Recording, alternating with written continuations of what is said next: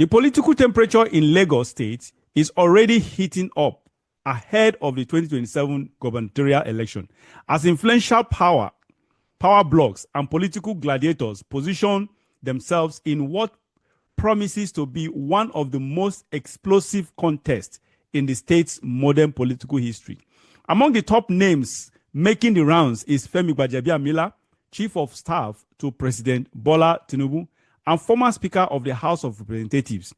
Widely perceived as the front runner within the APC, Gbajabiamila reportedly enjoys strong backing from Surulere stakeholders, including lawmaker and Nollywood actor Desmond Elliott, who is said to be spearheading a quiet but strategic campaign for his candidacy. Gbaja is not just experienced; he is battle. He quotes by what's his name? A chief. Okay, quote. Gbaja is not just experienced; he is battle tested. Lagos deserves that kind of administrative clout, said APC chieftain, famous Oloyede. But not everyone is sold. Critics point to his age, 64 in 2027, as a limiting factor. Lagos is not a retirement plan. We need younger, agile minds. A party insider resorted. And then we say, let me read on. Ekpe leaders are re-emerging from the shadows, seeking retribution for the political betrayal of former Governor Akinwumi Ambode.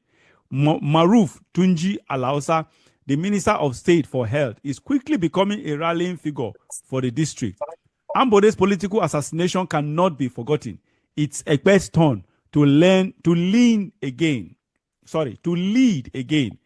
Declared, pardon me, I try to avoid using glasses actually. To lead again, declared Olugbede Adekalo, whatever, an APC loyalist. Obasa, the reluctant aspirant. Okay, now, Barrister, it goes on and on. It's long, a little bit long. Barrister, this dynamics, I don't know if you are aware of this dynamics playing out in Lagos State. Femi, I didn't know that Femi. Okay, until recently I found out that he's eyeing there, but I think he's the biggest of all. We're talking about the former Speaker of the House, I think immediate past Speaker of the House, and now the Chief of Staff. When we say the Chief of Staff at the executive level, I think he is the de facto number 2, as far as I'm concerned. Officially, the Vice President is number 2.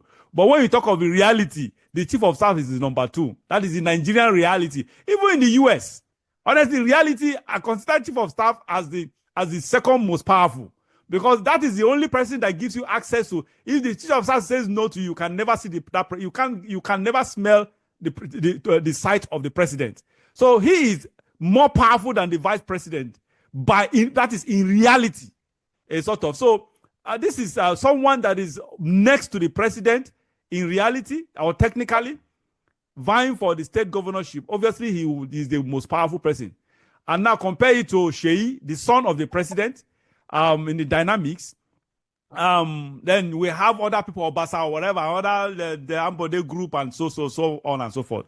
Barrister, what do you foresee here? What can you give us a projection of what to expect from Lagos State politics come 2027? Whatever happens, don't forget that at the end of the day, Tinubu will have a say on who becomes the governor of Lagos in 2027. From what has been happening between Governor Sanwo-Olu and the Speaker, Obasa, you could begin to read some things. Tinubu felt that the removal of the Speaker was orchestrated by the governor. And that was one of the reasons why he had to ensure that he is brought back as a counterweight to Sanwo-Olu. He doesn't want Sanwo-Olu to be part of the kingmaker or have the strength to install a successor. So he is keeping Obasa as a counterweight to the governor. both of them are at opposite ends of each other. They will exhaust themselves. It is a political strategy that at the end of the day, when the big gladiators fight, Bajambiela, who is the chief of staff, Obasa, Alausa, Senator Tokumba Fikomia, and others, when they fight, it will all end up at the table of Tinubu, because none of them will be able to go it alone on his own and displace the other people. So Tinubu will end up, as usual, nominating and sustaining the person who would be the governorship candidate. Now, people are not talking much about Tinubu's son because it's so outlandish to them that Tinubu will be the president and also sponsor his son. But from his antecedents, I caution them. It The doesn't man care. does not think. It does not care. The man does not think that way. Remember, he sponsored his wife to be the senator. Yes. From Lagos. His daughter was the Laloja of Nigeria, Lagos and Nigeria. He has no qualms about his family members taking up political appointments. So people who are looking at it that it will be too much for the president to be president and his son to be governor should be very cautious. I don't think Tinubu gives much, he thinks too much of that, particularly in a stage where he has firm grip on on who emerges as the governor. I believe he is propping up Obasa, he's propping up Bajamiala, who is his own chief of staff. At the end of the day, Bajamiala will do what Tinubu says, because he is his own chief of staff. Now he has done. He has been sorry to cut you short. To add again, because I think Tinubu has very strong influence over Babajebe Amila. Remember how he emerged as a speaker? It was Tinubu's this is what I'm saying. Yeah, go ahead. All these people owe him a measure of debt. Yes. But Amila owes him a lot. Now he has also saved Obasa. Obasa owes Tinubu a lot. Everybody there, he has made sure that you are in his debt. And when the time to pay the debt comes, you will have virtually, it will be difficult for you not to pay the debt. But Jambiela will pay the debt. So will Obasa pay the debt. So will other people. At that time, it will be him to choose. And I will not discount him choosing his son to be the governor of Lagos State. I cannot rule it out at this stage, knowing who he is. I'm not ruling it out. All right, Ali, I think I agree with you because Tinubu does not have scruples. He doesn't have moral integrity. So he's that kind of person who don't care what people think, and that is what he has actually entrenched in his governance, in his administration. He doesn't care. No matter what you think, people will cry and whatever. He still goes ahead. That is why I call this so-called democracy a sham. This is just the military. He has a military mentality, military way of doing things. Who don't listen to whatever people say. Who don't listen to their people.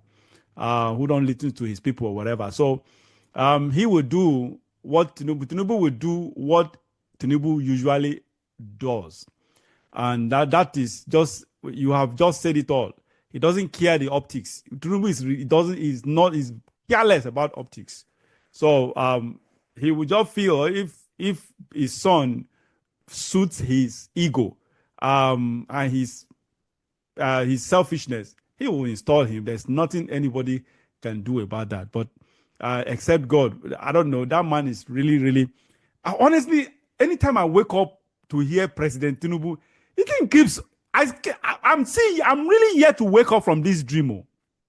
Honestly, I feel as if I'm dreaming. I never expected Tinubu to ever be the president of Nigeria. I know he's been this ambitious or whatever, but I thought he would never succeed in it. Honestly, every day I still wake up to this shock of addressing. It's just like when this Joe Biden became president of the US president. It was the same feeling I had. It took me time. I had to stay off television for almost 2 years off news. I stopped watching the news because it was like it took me 2 years to get over it, because I never expected. I know he's been contesting. I thought he will never be. He will only get close to it, never be. But when he eventually became a president, it took me 2 years for me to get over that, to really come to reality, to come to terms that this man is the president of the US. The same thing is happening to me now with Tinubu. Honestly, I'm still left in shock that this man is really addressed as the president of the US. It's so sad, honestly. Sorry, president of Nigeria. It's so sad. Anyway, just like we said, Tinubu will do what Tinubu knows how to do, which is always exerting or exuding moral depravity. That is just it. It does not care about all those things. That is the unfortunate part of it. Anyway, 2027 in Lagos State is pregnant. We don't know, only God knows. And Tinubu, God and Tinubu knows what Tinubu is cooking. And only God will determine whether it will succeed or not. So far, Tinubu has been succeeding in all his political gymnastics and political games. He's been succeeding so far. I believe he has the chase on his table all his life. He's been playing the chase. This one will go this way and down. And so far, he's been winning the chase. Unfortunately, it's so sad that he's been winning this chase. And we just hope that God does not allow him to continue in this victory of evil.